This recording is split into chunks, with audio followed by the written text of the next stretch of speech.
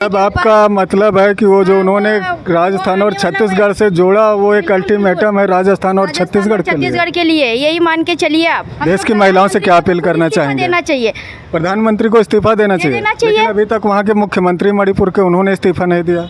वो तो प्रधानमंत्री का संरक्षण में है ना, गोद में बैठा है तो कहाँ से इस्तीफा देगा। चल रहा है भारत देश अभी, हम विश्वगुरु बोलते हैं, कहाँ है विश्वगुरु? कहते हैं कि पूरी महिलाओं ने जोर शोर से कहना चाहिए कि प्रधानमंत्री इस्तीफा दो, इस्तीफा दो, इस्तीफा दो, इस्तीफा दो। हेलो दोस्तों, जैसा कि आप लोग जानते हैं कि आज 26 जुलाई है और हमारा देश 24वां कारगिल विजय दिवस मना रहा है। और आप लोग जानते हैं कि 3 मई 1999 को एक टकराव शुरू हुआ था, पड़ोसी देश के साथ एक जंग शुरू हुई थी जिसमें हमारी सेना ने विषम परिस्थितियों में एक शानदार जीत हासिल की थी।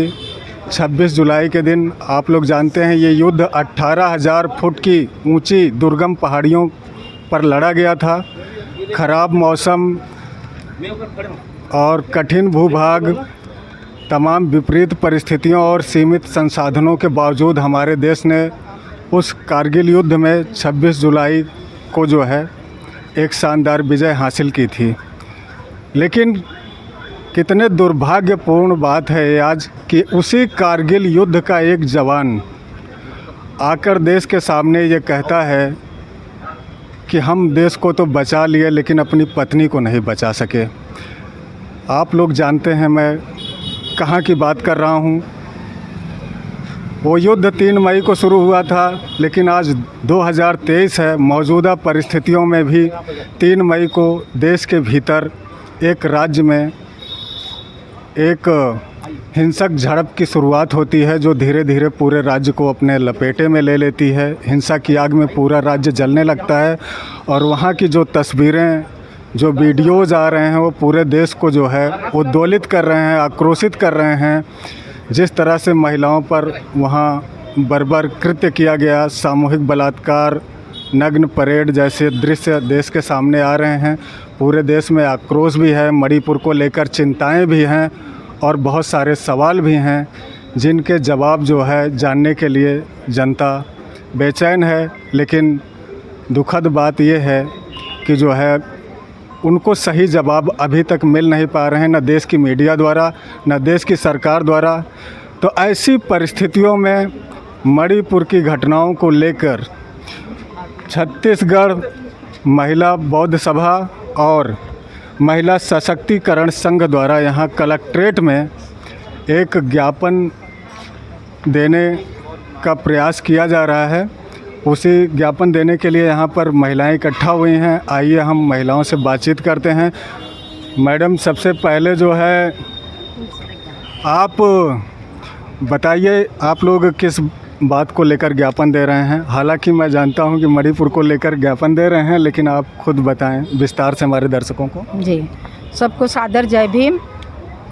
हम लोग यहाँ पर आज कलेक्ट्रेट में हम लोग उपस्थित हुए हैं। सारे महिला सशक्तिकरण संघ और भारतीय बौद्ध महासभा के संयुक्त तत्वावधान में हम लोग यहाँ पर ज्ञापन सौंपने के लिए आए हैं। हम लोग निषेध करते हैं कि जो मणिपुर की जो घटना हुई है, कुकी समुदाय की जो महिलाओं के साथ अमानवीय व्यवहार हुआ है, उनको निर्वस्त्र करके घुमाया गया, मार्च किया गया, तो ये पूरे देश के लिए और पूरे देश की महिलाओं के लिए बहुत ही शर्मसार करने वाली घटना है। आप लोग प्रधानमंत्री के बयान के बाद क्या उम्मीद कर रहे हैं कि मणिपुर में हालात बेहतर होंगे? ये तो पता नहीं हालात होंगे कि नहीं होंगे, पर उनको जो जिसके साथ जो भी दुर्घटना हुई उन लोग को तो न्याय मिलना चाहिए। मिलना चाहिए, आप मानते हैं? बिल्कुल मिलना चाहिए। मैडम, जिस तरह महिला आयोग देश में है और वो इन घटनाओं पर पूरी तरह से मौन है, महिला आयोग को लेकर क्या कहना चाहेंगे?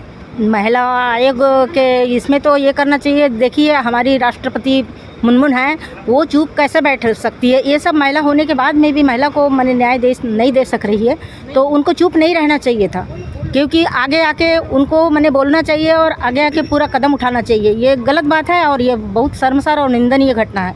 हम तो बहुत ही माने पूरा वर्ल्ड अभी माने सब इस घटना को देख रहे हैं, लेकिन ये बहुत निंदनीय और शर्मसार घटना है। मैडम, जैसा कि पूरा देश आज कारगिल विजय दिवस मना रहा है और ऐसे मौके पर कारगिल युद्ध में हिस्सा लेने वाले एक जवान का ये कहना कि मैं देश को बचा सका लेकिन अपनी पत्नी को नहीं बचा सका, ये मतलब कितना दुखद और शर्मसार करने वाला है। क्या उनके इस बयान के बाद लगता है कि सरकार की नींद टूटेगी? सरकार तो सोई है, जाग नहीं रही है। जो इतना बड़ा उन्होंने बयान दिया उसके बावजूद वो देश की तो रक्षा कर सके लेकिन अपने खुद की औरत की वो रक्षा नहीं कर सके। बोलते हैं कि बेटी बचाओ बेटी को पढ़ाओ, तो आज कहाँ है प्रधानमंत्री, कहाँ है? तो क्या प्रधानमंत्री का बेटी बचाओ बेटी पढ़ाओ का जो नारा है वो भी एक जुमला है या? वो जुमला है। प्रधानमंत्री कुछ नहीं कर रहे, वो सब जुमला है, दिखावा और कुछ नहीं है। मैडम, जैसा कि सरकार कह रही है कि हम मणिपुर को लेकर चर्चा को तैयार हैं संसद में, लेकिन विपक्षी दल जो है चर्चा नहीं चाहते हैं, इसको लेकर क्या कहेंगे? जो चर्चा करते उन्हीं को तो इस्तीफा ले रहे हैं, तो बाकी वो चर्चा क्या करेंगे वहाँ पे? जो लोग इसके खिलाफ आवाज़ उठा रहे हैं उनको तो इस्तीफा देने के लिए मजबूर कर दे रहे हैं, इस्तीफा दे रहे हैं लोग।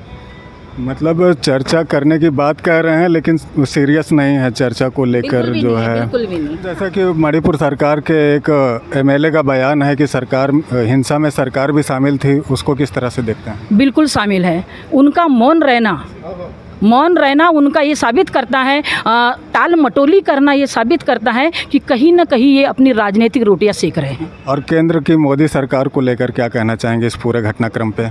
केंद्र की मोदी सरकार जैसे कि जुमलेबाजी वो शुरू से करते आया है और अभी भी वो अपने आप को बचाने के लिए लगा हुआ है।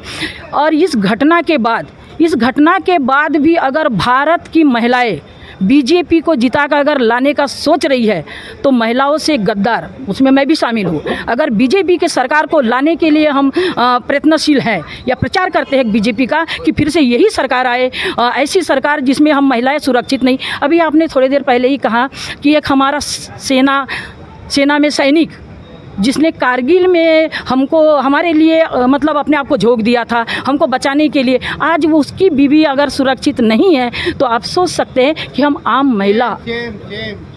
महिला कैसे सुरक्षित हो सकती है। हमारे देश की संस्कृति को अगर हम देखें तो ये कहते हैं कि बेटी बचाओ बेटी को पढ़ाओ और बेटी को आगे बढ़ाओ। तो ये जो हम बात करते हैं इसको अमलीय जामा कब पहनाएंगे? हमारी बेटी रात को 12 बजे तक निकले, ऐसा इंतजाम हम कब करेंगे? मैडम, जिस तरह से प्रधानमंत्री ने मणिपुर की घटना को छत्तीसगढ़ और राजस्थान से जोड़ा अपने बयान में, तो उस बयान को किस तरह से देखते हैं जिस तरह उन्होंने इस घटना को राजस्थान और छत्तीसगढ़ के साथ जोड़ा? उसे हम शर्मसार कहते हैं, मतलब और कुछ नहीं। हमें बस न्याय चाहिए। कहना है कि अभी मणिपुर का है तो आने वाले समय में छत्तीसगढ़ भी इसकी सुरक्षित रहो। एक संदेश हम मान के चलते हैं कि छत्तीसगढ़ की जितनी भी बहन बेटी है, जो महिलाएं हैं, अपने आप को सुरक्षित करें, अपने घर के बेटियों को खुद बचाए। प्रधानमंत्री मतलब आपका मतलब है कि वो जो उन्होंने राजस्थान और छत्तीसगढ़ से जोड़ा वो एक अल्टीमेटम है राजस्थान और छत्तीसगढ़ के लिए, यही मान के चलिए आप, क्योंकि बेटी बचाओ बेटी पढ़ाओ सिर्फ जुमलाबाजी है। अगर महिला आज सुरक्षित नहीं है तो ऐसा क्या इनकी जो सरकार है, इनकी जो सत्ता है, कहाँ सुरक्षित है महिलाएं? देश की महिलाओं से क्या अपील करना चाहेंगे? देना चाहिए, प्रधानमंत्री को इस्तीफा देना चाहिए। लेकिन अभी तक वहाँ के मुख्यमंत्री मणिपुर के उन्होंने इस्तीफा नहीं दिया। वो तो प्रधानमंत्री का संरक्षण में है ना, गोद में बैठा है, तो कहाँ से इस्तीफा देगा? भाजपा तो कहती है कि उनके यहाँ इस्तीफा देने का कोई परंपरा नहीं है। वैसे रेल दुर्घटना हुई थी कोरोमंडल पर, तो ऐसी तो चल रहा है भारत देश। अभी हम विश्वगुरु बोलते हैं, कहाँ है विश्वगुरु? लोकतंत्र तो मर गया है ना। लोकतंत्र बोल रहे कहाँ है? लोकतंत्र तो तुम हत्या कर दी है। मतलब लोकतंत्र खतरे में है, इस तरह की जो आवाज़ें उठ रही हैं उससे आप लोग सहमत हैं? सीधा सा मतलब है कि भारत का संविधान जो लागू है, भारत के संविधान के अनुसार देश नहीं चल रहा है। और उनका एक क्या कहना चाहिए, उनका जो उद्देश्य है कि फिर से मनुस्मृति लाए। जो SC ST OBC समाज है उनको फिर से गुलाम बनाने की कगार में भारत चल रहा है। और हम तो कहते हैं कि पूरी महिलाओं ने जोर शोर से कहना चाहिए कि प्रधानमंत्री इस्तीफा दो, इस्तीफा दो, इस्तीफा दो, इस्तीफा दो प्रधानमंत्री, क्योंकि हम महिलाएं सुरक्षित नहीं सक रहे ना। हमारे साथ मौजूद हैं भारतीय बौद्ध महासभा के दुर्ग जिला के अध्यक्ष जो है CK डोंगरे साहब। सर, आप लोग यहाँ पर मणिपुर की घटना को लेकर एक ज्ञापन सौंपने के लिए आए हुए हैं। तो मणिपुर का जो घटनाक्रम है अभी तक का जो सामने आया, हालांकि ज़्यादा खबरें वहाँ से नहीं आ पा रही हैं, अभी भी जो है मीडिया में ईमानदारी से मणिपुर को लेकर कहीं कोई डिस्कशन दिखाई नहीं देता है, संसद में चर्चा नहीं हो रही है। तो इन सारी परिस्थितियों को आप किस तरह से देखते हैं? इसमें क्या है, जो घटना घटी है तो इसको उजागर नहीं करने दे रहे हैं। 2 महीने से नेटवर्क बंद कर दिया, वहाँ इंटरनेट की सेवा नहीं उपलब्ध कराई जा रही है, जिसके कारण पूरे भारत देश में कोई भी जानकारी का वास्तविकता प्रमाणित नहीं हो पा रही है। लेकिन ये जातिगत घटना है, इसमें जो महिलाओं पे अत्याचार जो हुआ है इसकी हम भर्त्सना करते हैं भारतीय बौद्ध महासभा तरफ से, और ये हम मांग करते हैं कि ऐसे दुष्कर्मी को फांसी की सज़ा मिलनी चाहिए। और जिस प्रकार से वहाँ पर हत्या हो रही है और जो घर जलाए जा रहे हैं, यह बहुत ही दयनीय स्थिति है। वहाँ की सरकार नगण्यता से कोई वहाँ ध्यान नहीं दे रही है, और भारत की केंद्र की सरकार भी उस पर किसी भी प्रकार का ध्यान नहीं दे रही है। तरह से मणिपुर के हालात हैं, 5,000 से ज़्यादा घर जलाए जा चुके हैं और 160 से ज़्यादा लोगों ने अपनी जान गंवाई है इस हिंसा के दौरान, और 60,000 से ज़्यादा लोग विस्थापित हैं। एक पूरे राज्य के लोगों का संवैधानिक अधिकार जो है पूरी तरह से सस्पेंड हो गया है इतने दिनों से, और अभी भी हालात वहाँ पर नियंत्रण में नहीं हैं। तो आप वहाँ की राज्य सरकार और केंद्र की मोदी सरकार को लेकर क्या कहेंगे? मैं ये बोलूँगा कि हमारा जो देश है, एक भारत जो देश है धर्मनिरपेक्ष राष्ट्र है, और यहाँ पर संविधान सबको मौलिक अधिकार की गारंटी देता है। और यहाँ पर भारत एक ऐसा देश है जहाँ पर सभी जाति के लिए, सभी धर्म के लोग यहाँ पर एक साथ मिलजुल कर रहते हैं। जब से ये सरकार आई है, बीजेपी सरकार बोल रहा हूँ मैं, जब से मोदी सरकार आई है तब से ये उथल पुथल ये चाहती है कि सारे जो अल्पसंख्यकों का जो अधिकार है वो नष्ट कर दिया जाए और यहाँ पर एक हिंदू राष्ट्र स्थापित कर दिया जाए। तो ऐसा उसका नहीं चलेगा, ये हमारे संविधान में नहीं है। हमारे सरकार को, केंद्र सरकार हो या फिर जो उसके जो डबल इंजन की जो सरकार है, उसको संविधान का सम्मान करना चाहिए और संविधान के आधार पर उनको देश चलाना चाहिए। अभी जो कुछ हुआ है मणिपुर में, वो ये बोलता है कि अभी सब लोगों ने बताया, पेपर में भी आ गया कि एक फौजी जो है वो देश की रक्षा कर रहा है, देश की सीमाओं को, दुश्मनों को मार भगा रहा है, और अपनी जो वो है पत्नी जो है उसकी सुरक्षा नहीं कर पा रहा है। तो ऐसे प्रधानमंत्री को, ऐसे हमारे देश के जो उनका डबल इंजन की सरकार जहाँ चल रही है, ऐसे लोगों को तो तुरंत इस्तीफा दे देना चाहिए। और जो लोग बोलते हैं चाहे वो सांसद हो, उनको बर्खास्त किया जा रहा है। ये कैसा लोकतंत्र है हमारा? तो लोकतंत्र को बचाए रखने के लिए हमारे सारे लोगों को एकजुट होना पड़ेगा। और अभी जो षड्यंत्र जो हुआ है वो सुनियोजित षड्यंत्र है। वहाँ का मुख्यमंत्री बोलता है कि ऐसे घटनाएं तो जो नारियों को जो बच्चा जो पैदा लेता है, माँ के गर्भ से पैदा लेता है, और वही मतलब दूध पीकर वो बड़ा होता है। और ऐसे वही के जो लोग हैं, पूरे भारत ऐसी जो लोग हैं, हिंदूवादी तो ताकते जो है वो वही जो लोग हैं वही मतलब उनको नोचते हैं। तो ऐसा कैसा है? ये कैसा देश है? और इस देश में मूर्तियों को कपड़ा पहनाया जाता है, जितने मूर्तियाँ हो, मिट्टी के मूर्तियों को कपड़ा पहनाया जाता है, और यहाँ के जो जिंदा जागता जो महिलाएं जो है उसके वस्त्र छीने जाते हैं। ये कैसा भारत देश है? बिल्कुल आज़ाद भारत के इतिहास में इस तरह की घटनाएं जो है संविधान पहली बार देखी जा रही हैं। इस तरह के कृत्य और इस तरह की बर्बरता जो ऐसा अमानवीय जो कृत्य है, ये इनके संरक्षण में किया जा रहा है, ताकि आपस में जो है क्रिश्चियन लड़े, मुस्लिम हिंदू लड़े, बौद्ध और क्रिश्चियन लड़े। ये अल्पसंख्यकों पर तो सबसे ज़्यादा जो हो रहा है वो अल्पसंख्यकों के अधिकारों का हनन हो जा रहा है। और हमारे जितने भी अल्पसंख्यक हैं वो सबको एकजुट होना चाह रहे हैं, अपने अधिकारों की मांग करना चाहिए। और ऐसी जो एन बीरेन सरकार जो है उसको तुरंत बर्खास्त कर देना चाहिए। वो मानता है कि ऐसी घटनाएं तो 100-200 घटनाएं हो गई है जिसके ऊपर कोई कार्रवाई नहीं हुई। यहाँ की जो राज्यपाल थी वो खुद आदिवासी थी, अनसुईया उइके, वो वहाँ पर मणिपुर के राज्यपाल बनी है। हमारी जो सबसे बड़ी शर्मनाक स्थिति है कि हमारी जो राष्ट्रपति जो है वो एक खुद महिला है, और महिला होने के कारण क्या है, वो एक आदिवासी महिला है और हमारे देश की प्रथम नागरिक भी है।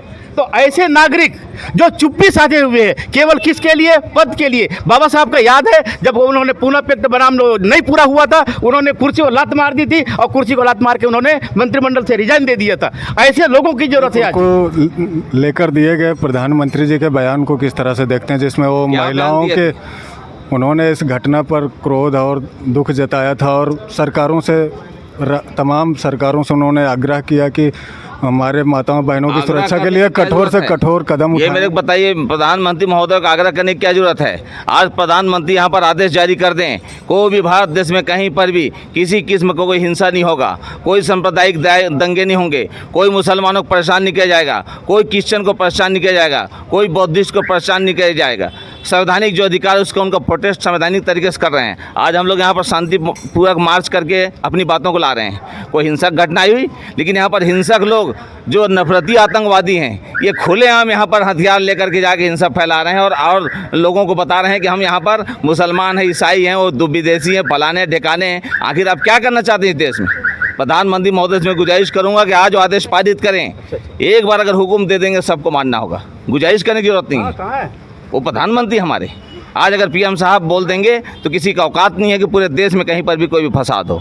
तो मैं आज के हमारे प्रोटेस्ट जो किए हैं, इनके माध्यम से हम ज्ञापन बताना चाह रहे हैं। राष्ट्रीय महोदय से भी हम गुजारिश करना चाहते हैं वो भी इसको संज्ञान मिले। वहाँ के राज्यपाल जो हैं वो भी बस 2 लाइन बोले लेकिन एक्शन नहीं लिए। राज्यपाल को एक्शन लेना चाहिए, सरकार को बर्खास्त करे। मणिपुर का क्यों बर्खास्त नहीं किया गया अभी तक?